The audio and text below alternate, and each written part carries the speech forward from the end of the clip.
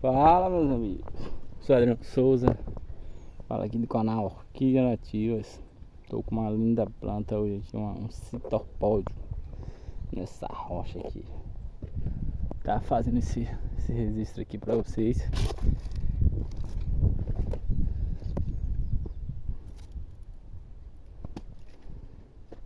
Bom que tá na época de sua floração.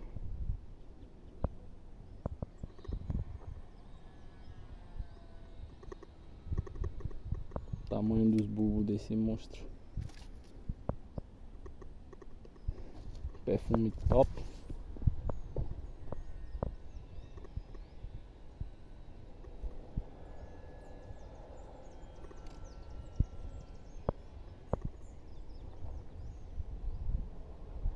Tem mais outro lá, ó.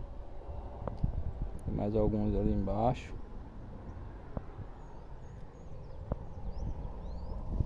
Aqui em cima tem mais alguns, vocês como ver, ó. A planta rupícola.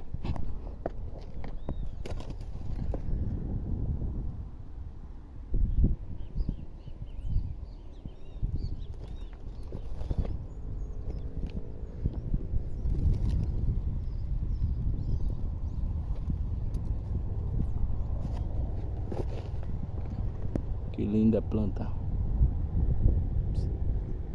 Citorpódio. Olha pra isso.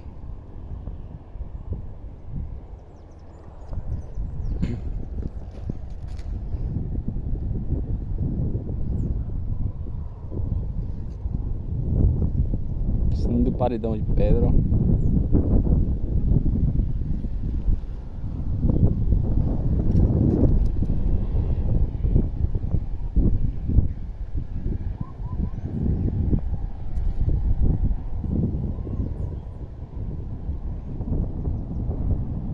Pleno seu habitat natural.